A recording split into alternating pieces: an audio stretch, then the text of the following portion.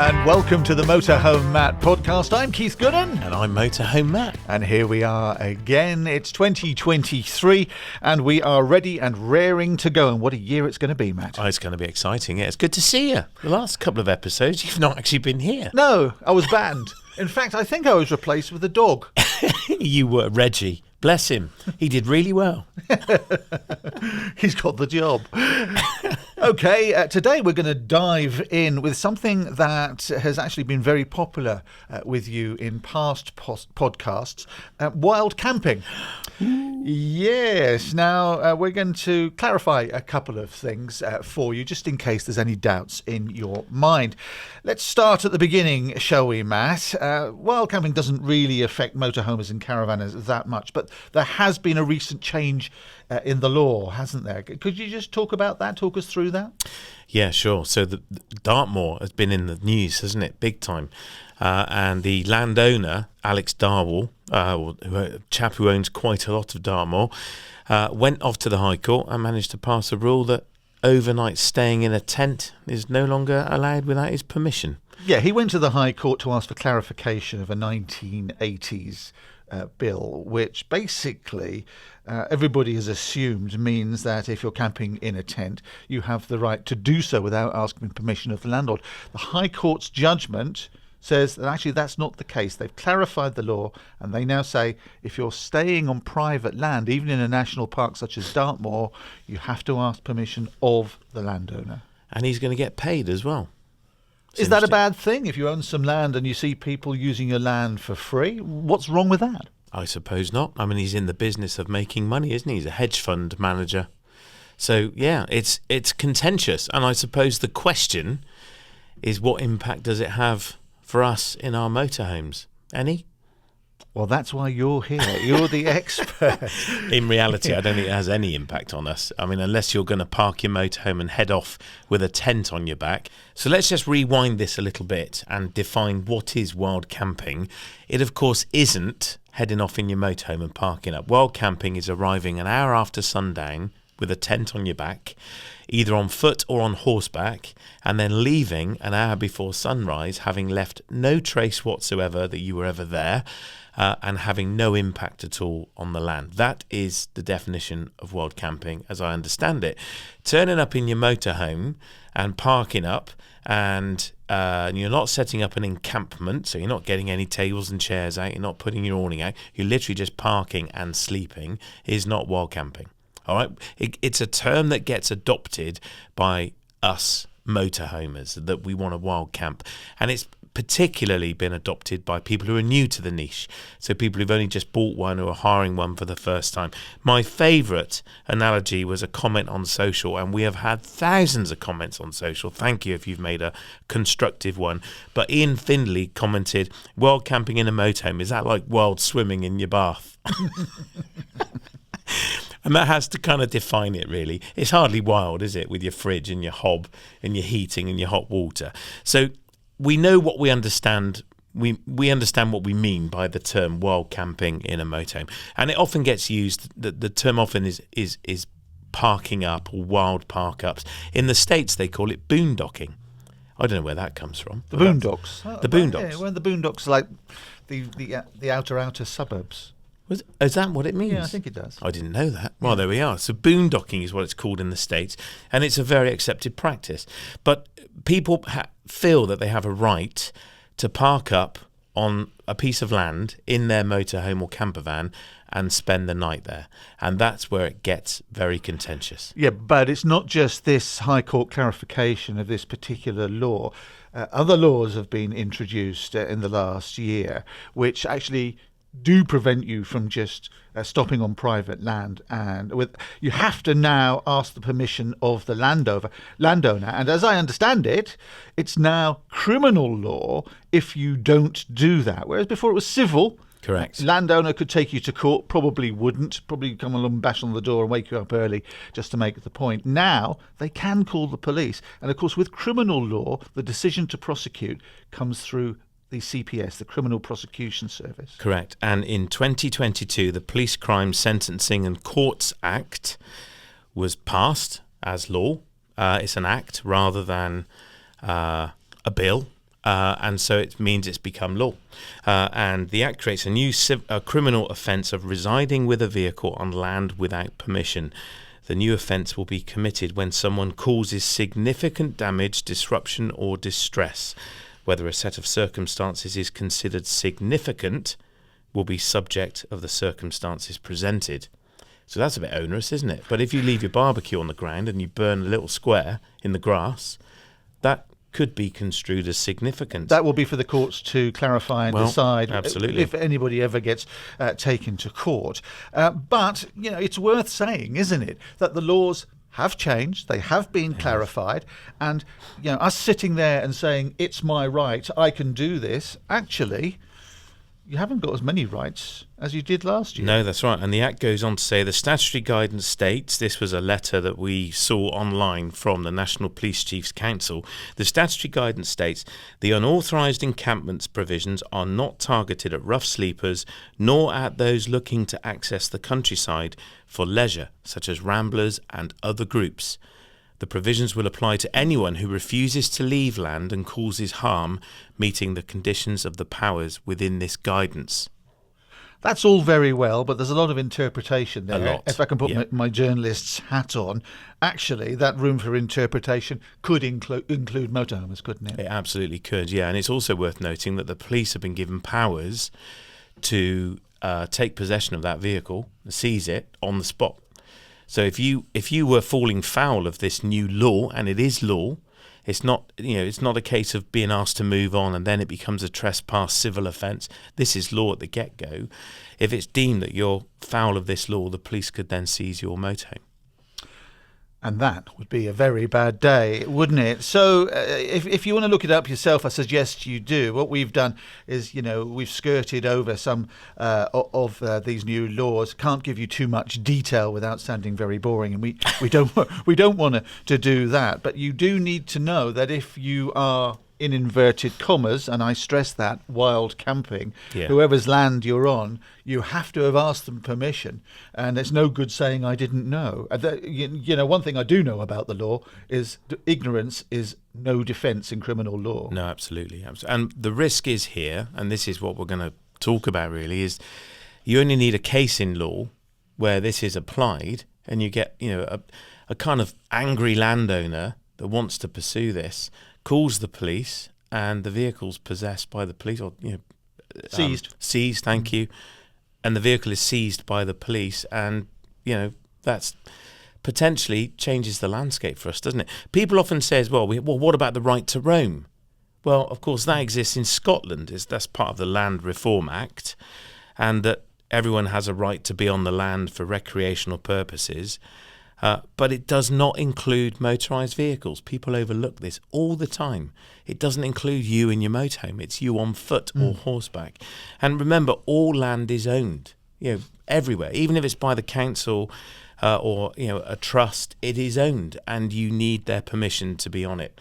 The reality is, of course, you could park up somewhere very beautiful and keep yourself to yourself.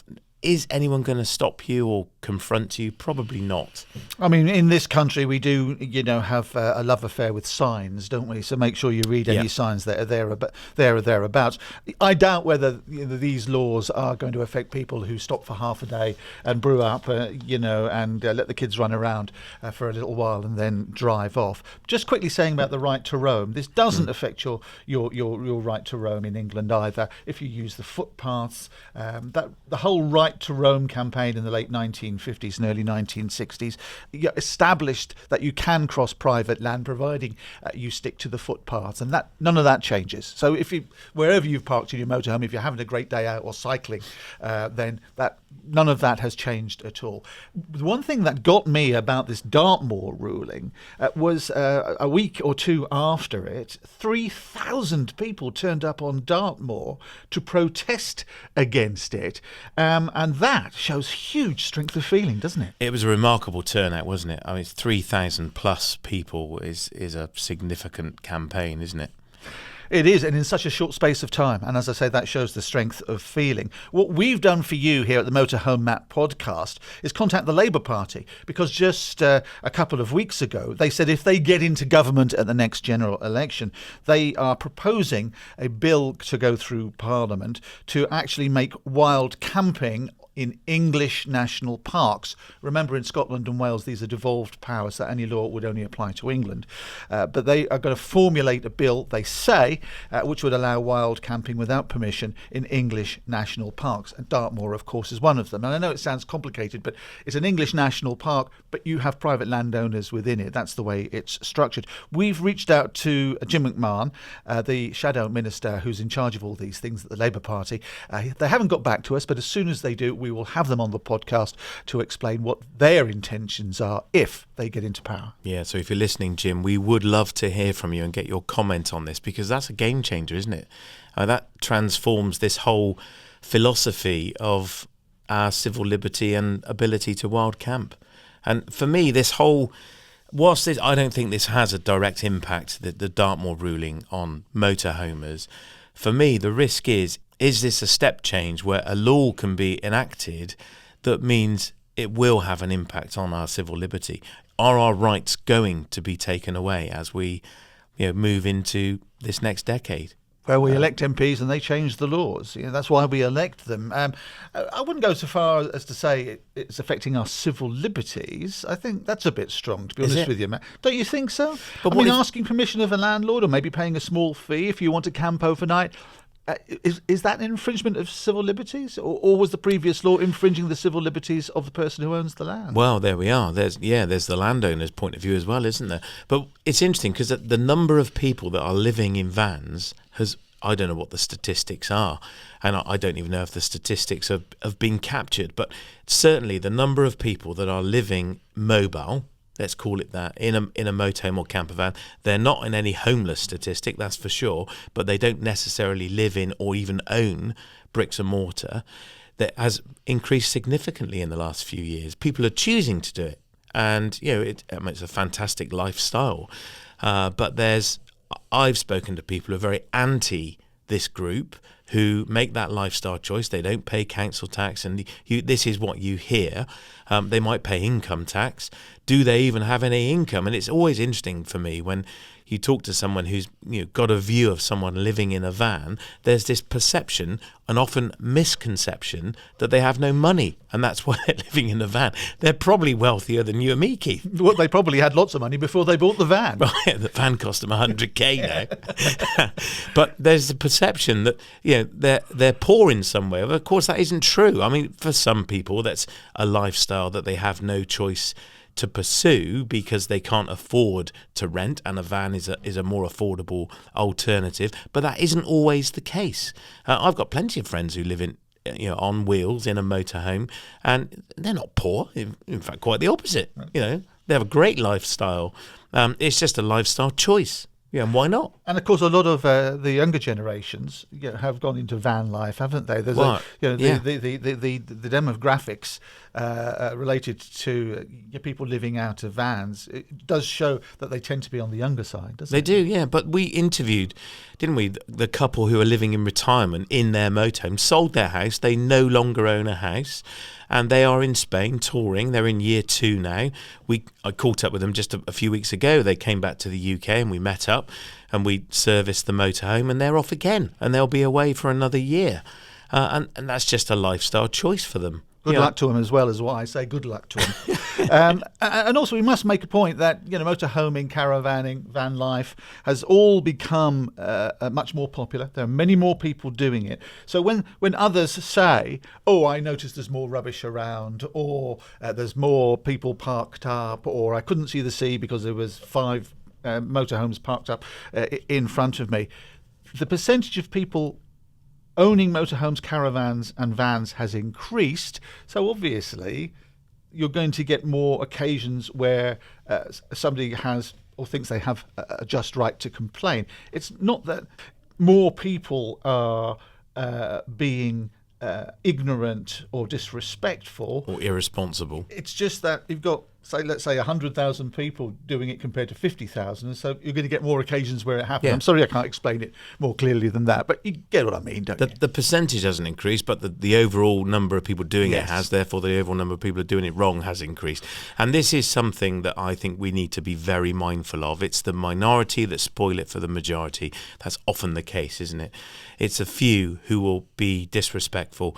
Where we live on the Mendips, there's a road called Burrington Combe, and not far away is Cheddar Gorge. And Cheddar Gorge had a problem, which was the car scene, mostly younger lads in lowered cars that they've spent a fortune on, who would visit Cheddar Gorge and meet up. And it involved donutting. That's nothing to do with food, Keith.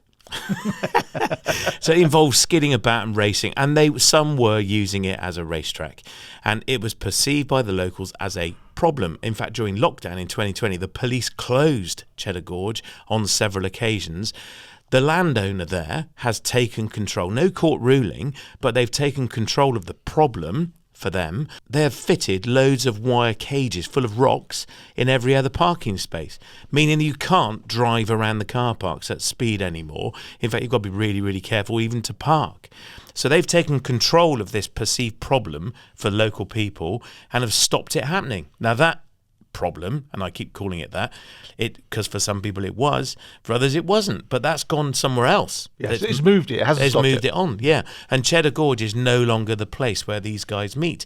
What's to say, it doesn't necessarily take a court ruling to move what we do on somewhere else. So in Burrington Combe, where I live, there's always vans parked up. People are camping overnight, very, very quietly, innocuously, I have to say, and even in this cold weather, there's still people there in vans, and I know some of them haven't got any heating in them. I feel for them, but it's their choice. I'm assuming they want to be there. They're parked there, and every now and again, I drive by and there's a number of vehicles parked up, and in the morning, black bags of rubbish. Now, who's to say it was them? I don't know if it was. Maybe it wasn't. But rubbish and litter has been left, and it makes me so cross when I see that. In fact, I've been there and picked it up in the past. And there's a group of us local people that will litter pick through these areas because we hate seeing all this mess. But it's that scenario that could be perceived as a problem, and that's when people take control of that. And that Combe that I refer to is owned. It's privately owned. Sir David Wills owns it. What's to say that he doesn't do an Alex Darwell and go to the High Court and outlaw overnight camping anywhere and parking up at all, or even put bollards in so you can't do it? And that's the risk. That's the risk. And for me, what this Dartmoor ruling has highlighted is that a pastime we love, so for people loving wild camping in a tent, has been taken away. Potentially they cannot do it anymore. Not necessarily taken away. You just got to ask the landowner's permission. Okay. And if he or she wants to make a charge, they can. But how do you do that in reality? How do you do that? How do you find out who owns the land?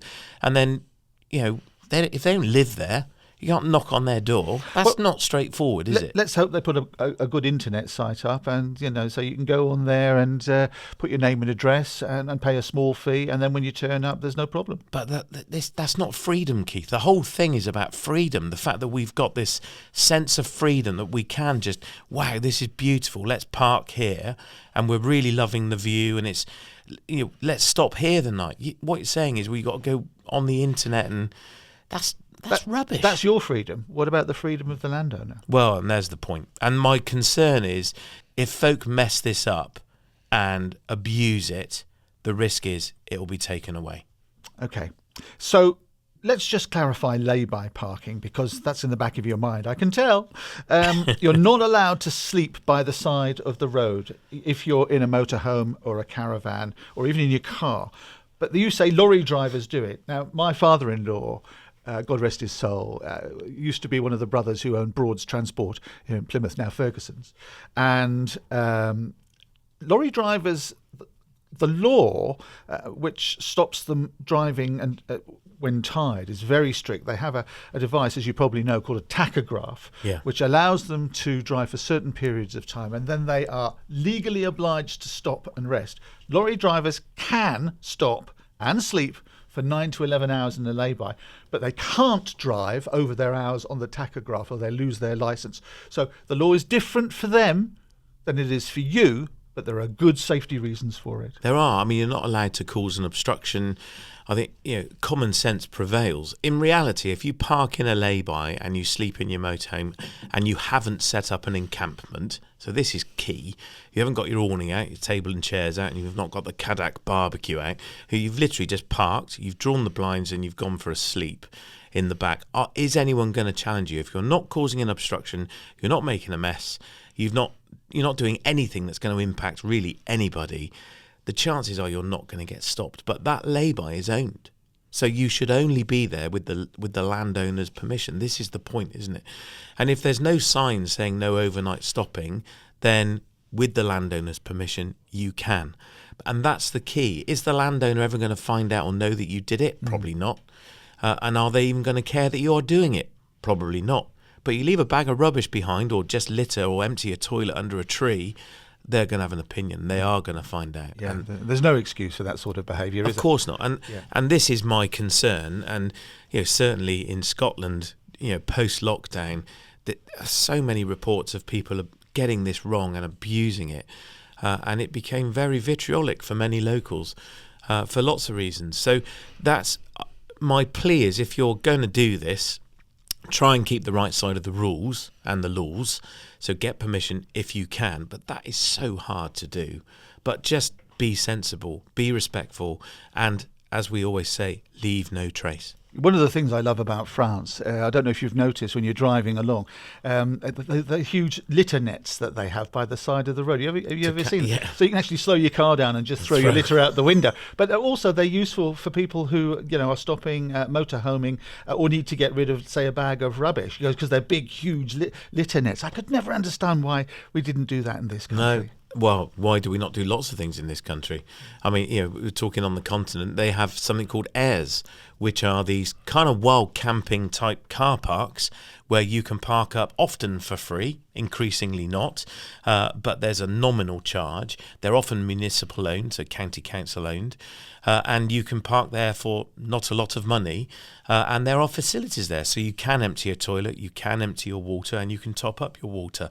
And we're starting to see airs appear in the UK, and there's a big campaign. In fact, we've heard from Donald from Campra, the campaign for real airs, and we'll hear from him in a minute on this topic of wild camping.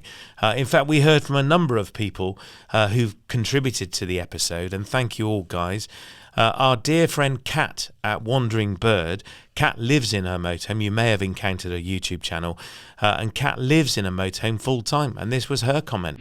Hey Matt, it's Kat from Wandering Bird. Great question. I could debate this for hours. I think that wild parking overnight should be more commonly allowed, where you can just pull up, get a decent night's sleep, and then go on with your journey the next morning. I think there are some spaces that are becoming more aware of this, like the National Trust commonly allow it in their car parks, and some forestry sites, they're also allowing it as well, but there are still too few. I don't think everybody is able to or wants to book up a campsite 4 months in advance or pay upwards of 40 quid for an overnight stopover. But we have a lot less space in the UK than there is over elsewhere in Europe. And there are so few open spaces that allowing wild camping for a few days not only promotes bad behaviour and irresponsible idiots disposing of their waste badly, but also then would ruin these beautiful open spaces that we have got. More sunny stations and more park-ups would be a great spot, but who's going to pay for it? There's the question there. Very good. Thank you, Kat. Really appreciate your input. 40 quid a night. Where's Kat staying? Yeah. Oh, by the way, another plug for Cat and Wandering Bird on YouTube. Really is worth a good watch if you haven't already. Yeah, she's got so much to share and so much experience as well, travelling through Europe. So, yeah, definitely a YouTube channel to check out. But she makes a good point. Who is going to pay for it? Yeah, and for me, I just don't think we've wired this up commercially in our heads, that a campsite or a air facility or whatever it is brings income to the local economy. Yeah, I'm a big campaigner of Taste the Destination, and we have a unique ability as kind of mobile tourists to impact the local economies we visit. And why don't councils appreciate this? I don't get it. I mean, I think people have the view maybe councils have the view that motorhomers don't spend any money when they visit somewhere. Well, I'm sure that's true for some, but for us, when we go somewhere, we go and spend our money in that local economy.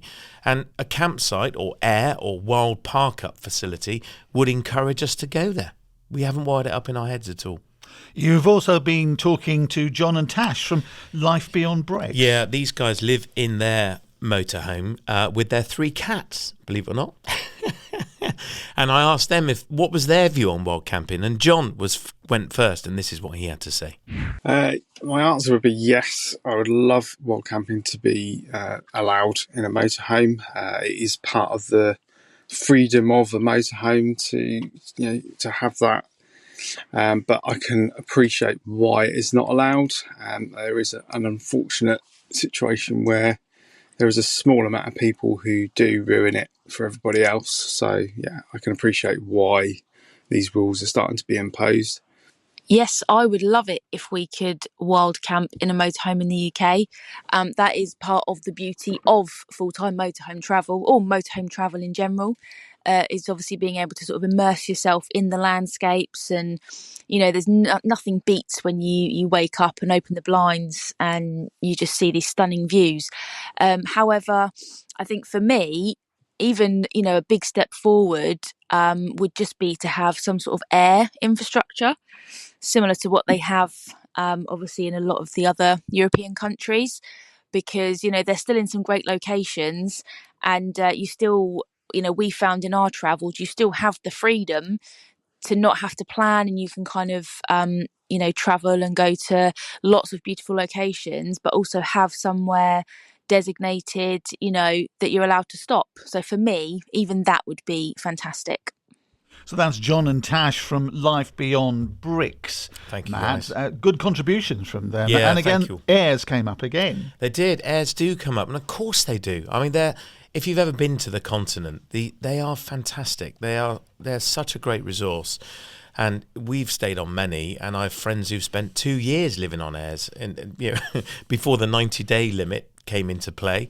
Different podcast, but yeah, people can have entire trips living on an air. And I mentioned earlier the campaign for Real Airs. This is a campaign in the UK to introduce more of these basic camping facilities where you are legally allowed to park overnight.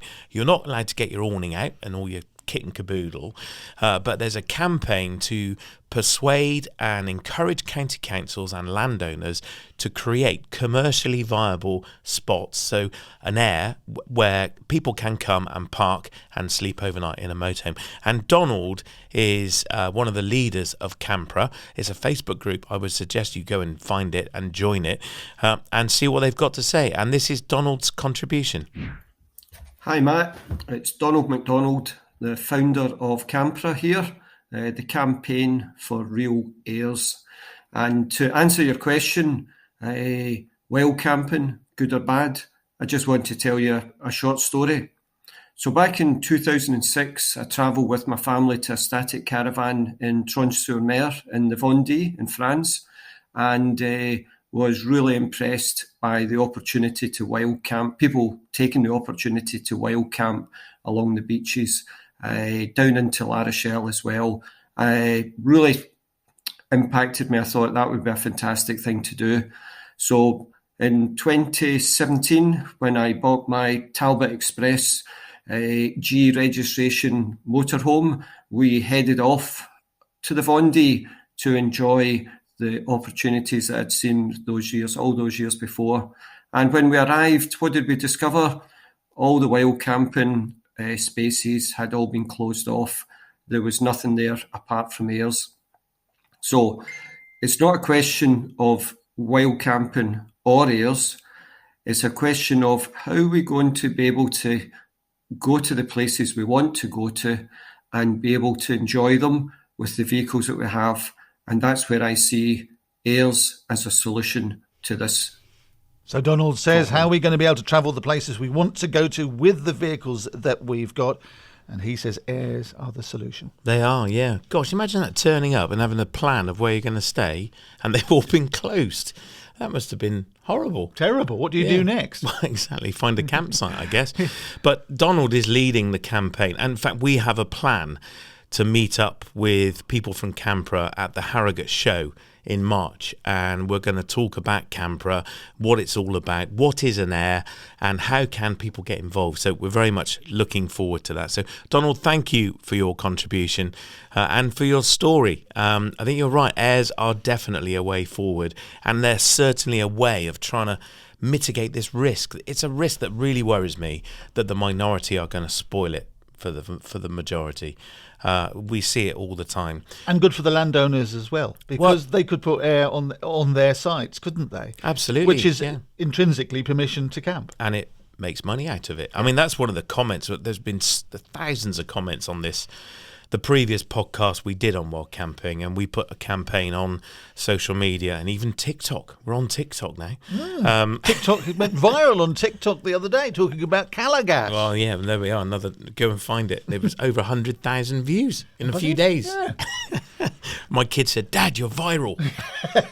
Wear a mask." Some of our comments that you've been making, written comments on the website Ask Matt, some people have said, this is money grabbing. Others have said you should always leave it like you found it, like you always maintain. And then others have said that the few ruin it for the many. Well, that's my fear. I think we've covered all those things, haven't we, in this podcast? Brian Evans in Denby says, should large motorhomes wild camp at beauty spots? So it's all very well wild camping, but those big ones, should they be allowed in? Well, of course they should. Why not? I mean, if the space is appropriate. I mean, you were telling us how you were on Exmouth staying in a hotel, and there's a seafront full of motorhomes. Yeah, last year I was we went for a family party in Exmouth, and we stayed in the Premier Inn, which is right on the seafront. We were very lucky to get a room which overlooked it. And one thing I noticed was how the seafront was managed. You had part of the beach which was for dog walkers. You had joggers going up and down and cyclists. The traffic wasn't too bad. There wasn't restrictions on parking for motorhomes. So I saw 2 motorhomes parked right outside the hotel by the beach, taking up 2 normal parking spaces, and they stayed all night, and nobody was jumping up and down it. And I just thought at the time, this just seems like the civilised way of behaving. Yeah, and of course that's being taken away, that ability to park on the seafront either overnight or at all. And car parks with height restriction, that's another menace. Well, yes. Well, there's lots of reasons for that, of course. There? But I mean, the height restriction doesn't do motorhomers and caravan owners any favours, does it? No. And in terms of should large motorhomes, in Brian's specific question, why not? I think if the space allows it and it doesn't cause an issue, and that's the thing, common sense should prevail. It shouldn't impact anybody, you being there. No, it shouldn't. And finally, at Hagrid the Highman, that's Binny and Edgy in Cornwall, they say every council in the UK should allow overnight parking for self-contained motorhomes, even if it is only 5 spaces in every council car park. They say, remember, council car parks are bought and paid for with taxpayers' money. That is us. You do say that, but the parking industry is huge. They have conventions and councils are all part of it. It's a way of raising money these days. Height barriers and overnight parking bans have no place in car parks paid for by the tax-paying public. That last sentence. Height barriers and overnight parking bans have no place in car parks paid for by the tax-paying public. What about the people who live nearby? Yeah. Well, absolutely. And what, so you want large lorries? If there's no height restriction, you want large lorries going in there and staying overnight? I mean, there are ramifications for these sort of free-for-alls. Yeah, that's the risk, isn't it? It becomes a free-for-all. And again, that's going back to an air or creating licensed places where permission is granted specifically for living and sleeping in your motorhome overnight, maybe for 2 nights, maybe for a few nights. But I think some structure around it would be a very, very sensible approach. So we've covered a lot of ground, if you forgive the pun, today. We might have got something wrong. If we have, then by all means contact us and we will put it right. But we want to hear from you on this, whether it's Dartmoor, Whether it's overnight parking, whether it's introducing the air system from France into the UK. We want to hear from you. How can people get in touch? Very, very easy. Just go to our website, motorhomematt.co.uk, where you will find all the places you can listen and watch the podcast. And while you're typing in the URL, type /Ask Matt, and you can contribute via a form, or you can record your own contribution. Just tell us your name and where in the country you are. We would love to hear from you.